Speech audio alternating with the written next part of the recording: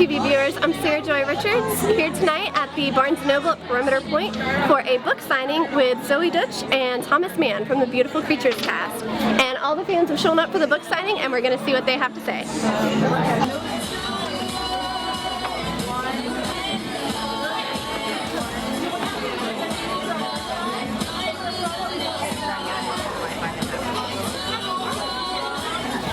Hey GSTV viewers, I'm here with Katie, Marissa, and Natalie, and they're just gone through the line and have gotten their book signed and goodie bags from the cast of Beautiful Creatures. And who were you guys most excited to see tonight? Link. Link? Yeah? That seems to be everybody's favorite. Is he your favorite character in the series? Yeah, almost. Almost? Who's your favorite? Probably Ethan or Megan. Ethan or Megan. Same here. Alright, so starting off, what are you guys' names? I'm Laura. I'm Evelyn. Alright, and you're both fans of the book. How do you feel that they did with the casting for the movie? Are you excited for who they cast for the roles? Well, I think that I'm very excited for the casting of Link, definitely for Macon, for Emma, and for Mrs. Lincoln. I think they did a wonderful job with that casting, especially. And how about you? Yeah, I think Link is definitely exactly how I pictured him, and I think they did a really good job with Macon, so I'm really excited about that. And are you excited for the movie? Or are you nervous that maybe they're not going to live up to the book standards? Or I've learned like you got to be open about it before you go, and then you go and you're like, okay, not everything's okay, but at least people know about it. Right. And then you get the rest of them, and you're like, so you can talk and like, hey, have you read this? And they're like, yeah. And then you're like, okay, now that people know about it, that's what I like best about movies. And what's the biggest reason why you love this series? Like, what does it mean? Why does it mean so much to you? I think it's just a really good story plot. Like, it was really well thought out, and like, it's just different. I like the characters, and they're so like real, and you're like, oh wait, these aren't real people I'm reading about. Oops. But like, I feel like they are. I think it was written like really well, so no, it's really definitely a really good read for I think everybody, like any age. I think they would enjoy it. Right. And you know, a lot of books that get made into movies, people are always like, oh, they left stuff out. Like, what's something that you really hope that's in the movie that's also in the book? Like, what's a scene you're looking forward to?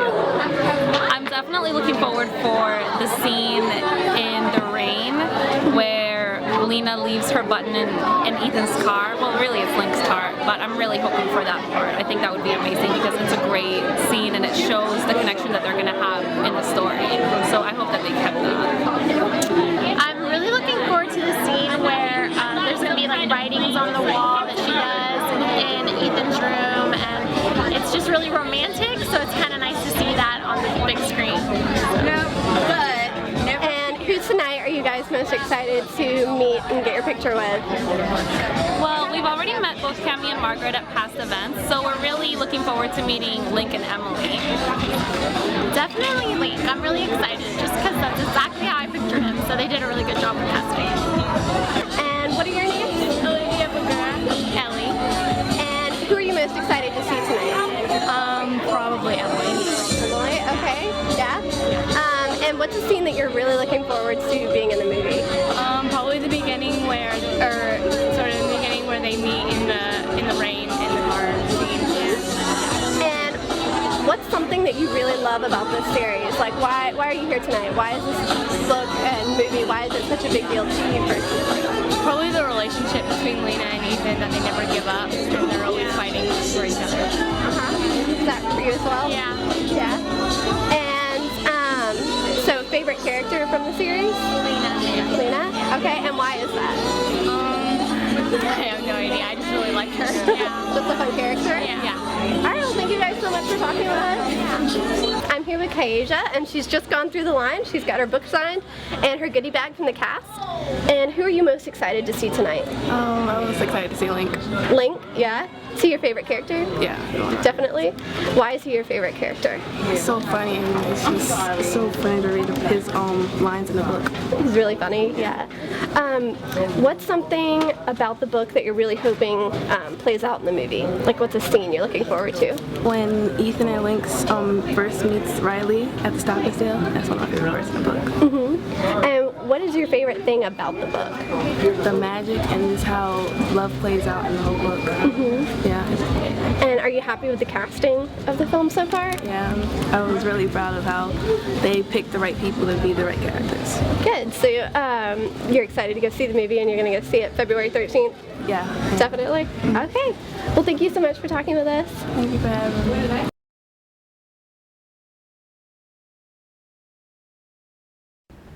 Very good chemistry on set, maybe.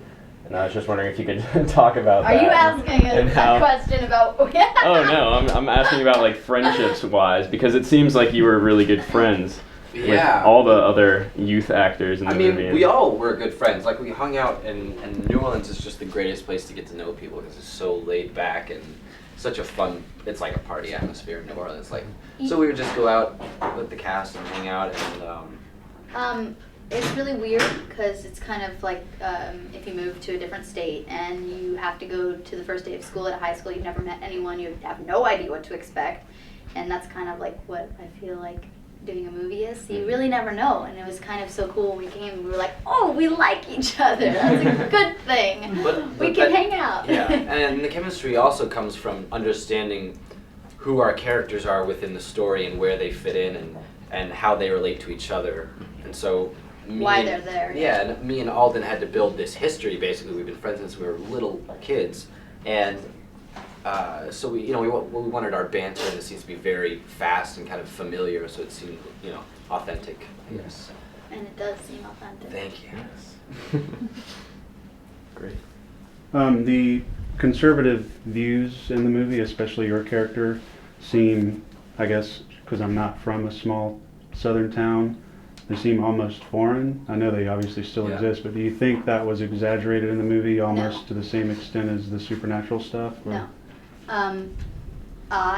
Well, first off, I had to do a lot of research because I'm Jewish. I was bat mitzvahed, so I had no idea any of the. I can get in trouble for this, but she's evangelical, and she's religiously extreme. So I went to a lot of evangelical churches and talked to a lot of people and tried to understand that perspective. And in no way did I judge it, because I couldn't judge it, obviously, because if you judge the character and the character's viewpoints and feelings and community, that's what religion is, it's a community, then it's not going to feel real to you or the audience. So, the people I met, no, it didn't seem forced or exaggerated. Well, I think I would say that I think Gatlin, the fictional town of Gatlin specifically, just seems like it's sort of stuck in time, like stuck in the past, sort of. So I don't know if it's exaggerated for maybe how things were, maybe 100 years ago. I mean, still. It's shocking. Still, I know, but I'm saying, like, especially in the movie, I'm not disagreeing with you. I'm just saying that, like, I mean, it's a heightened version of that, and that's a big part of it. It has a lot to say about it has a lot of social commentary about fitting in and right or wrong, good versus evil. So yeah, I would say that's it's definitely a strong. It helps build a strong, tense atmosphere. Yeah. For sure. I think the idea is that it's so close-minded that it's just been built up to this kind of crazy. It's not even their fault. I mean, it really isn't. They have no other perspective. That's all they know, and they're just so ignorant that they can't even see it. It's not even their fault. Having read the books, what part of the book are you most excited for fans to see in the movie?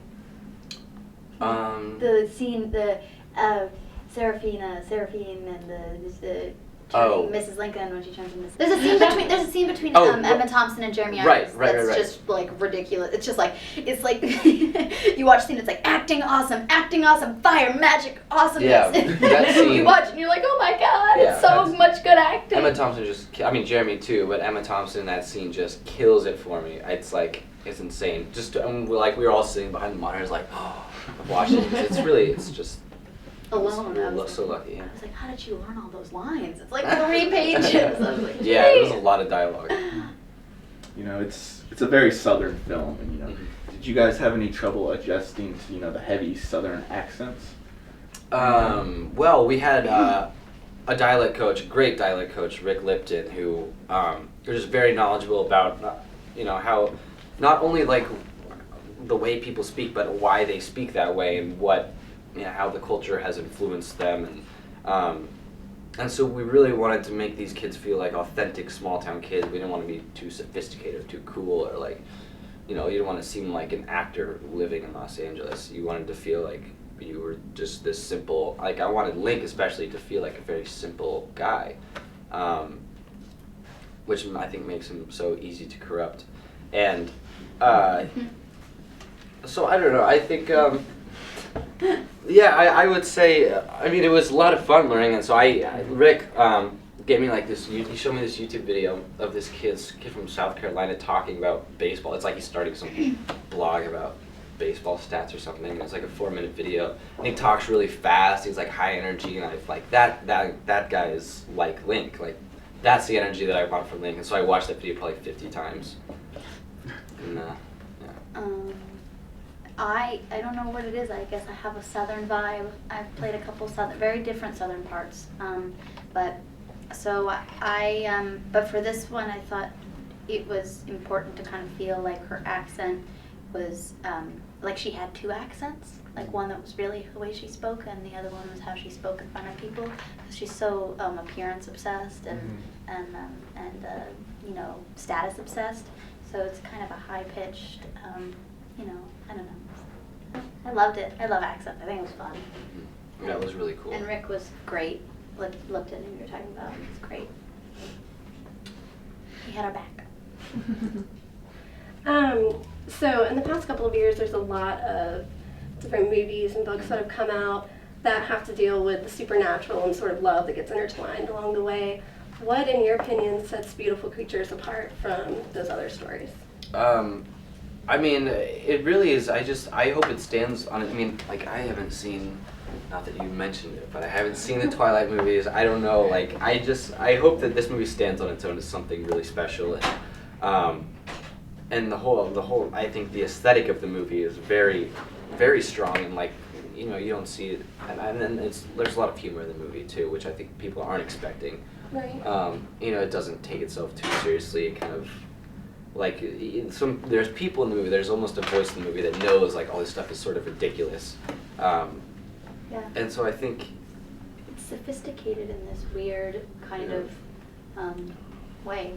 I think there's something to say about the fact that there's these incredible actors of such extreme. There's a real maturity to the movie that you don't find in a lot of these other kinds of teen romance movies, but it's also from the perspective of a male, of a boy, of a teenage boy, which is really, and the girl has the powers, and it's the guy going after the girl, finally, make us girls seem crazy.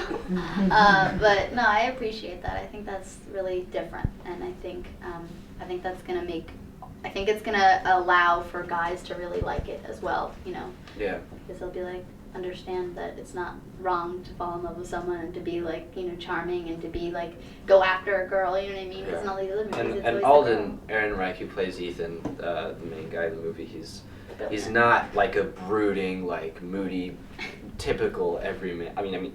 He is the everyman. That's what I'm trying to say.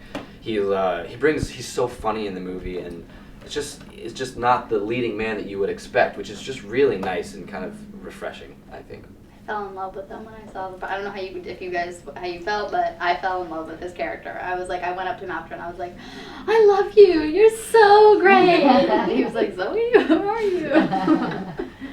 Do you guys think you're ready for Starlight type or Twilight style Fandemonium and Stardom launching you guys into something like that? I don't know. I don't know what I hope people like the movie, but I don't know. I can't really think about that. But I don't know. I wouldn't want to be. I just wouldn't. I don't know. I guess the answer is no.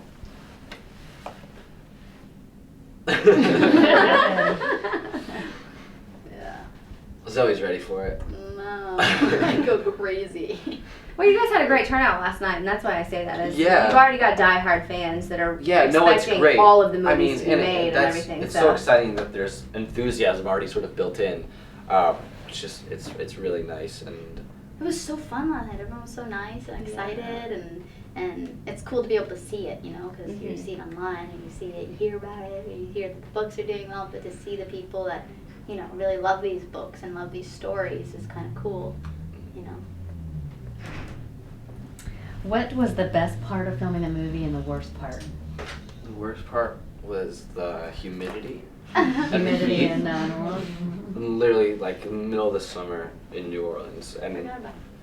And no, even like the small towns outside of New Orleans just seemed to be even hotter than it was in New Orleans, for whatever reason.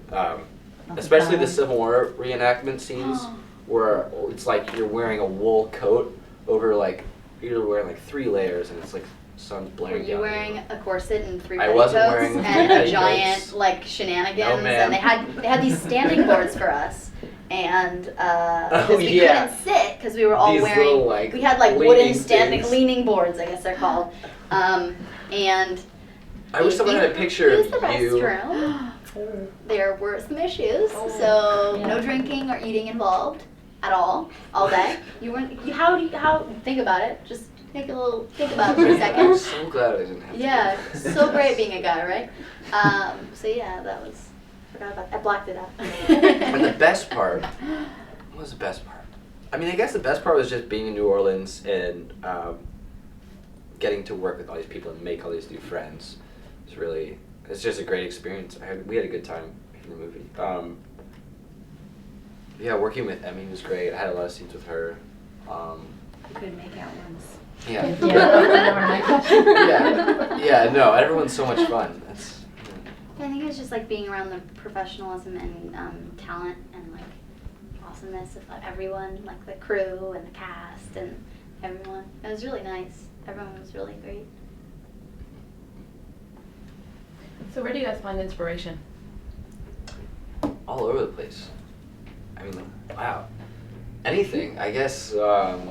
I've recently been thinking it's really inspiring to think that every single person I meet and every single thing everybody I see has something that they can teach me or something that I don't know. And I think that's I've been thinking about that a lot. Just, you know, I like that. Yeah, I guess that's good. Everyone's really, yeah, no, now that you say that, like everyone has something that they're great at that no one else is, you know. Someone has something there that you don't know. Yeah, I don't know, I guess, I don't know, I guess everything, you can find inspiration from anywhere that's like. Pinterest. The less philosophical version, Pinterest, which is equally I don't know, true. movies, I'm inspired by movies, books. Any in particular? Yeah. Animal creatures. What? Creatures? No, yeah, some of my favorite movies, one of my favorite movies is this movie called This Is England. It was like, it's a few years old, it's like 2007 or something, about these skinheads living, it was like a group of friends that are skinheads living in England in like the 80s. And it's just a really, really fun movie. I don't know. But also really dramatic too at the end. But it's just a great life story. It's, yeah. It's like very, very raw character movies are some of my favorite stuff. Like the movie Half Nelson with Ryan Gosling is one of my favorites too. Every time, like, if I have a big audition, I'll watch that movie because it inspires me. It's like, I can do it. I'll watch that scene of Dakota Fanning in I Am Sam when she cries. There's the same, yeah, I Am Sam. It's called I Am Sam. Is that what it's called? Yeah.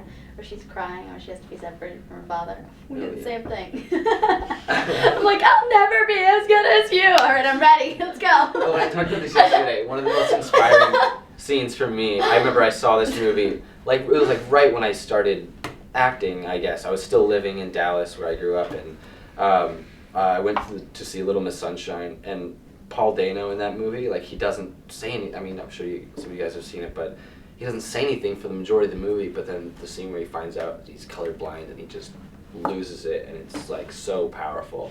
And I'm like, he hasn't said anything the whole movie, but he's one of the most memorable parts of that. And I'm like, that is amazing, I want to do that.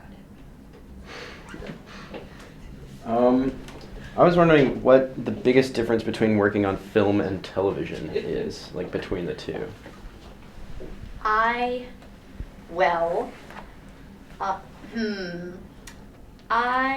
don't know. Someone asked me this question the other day, like, do you change your performance for film and television, and I felt like, I think it's, other than the obvious thing that the screen is bigger and you can't shake around a lot when it's on your close-up because it'll make people nauseous, other than that, I feel like you change the style of acting depending on the character and the environment, obviously. I don't know, like, because I was on a Disney sitcom, which is going to be a lot different than, like Beautiful Creatures. Well, that's completely different.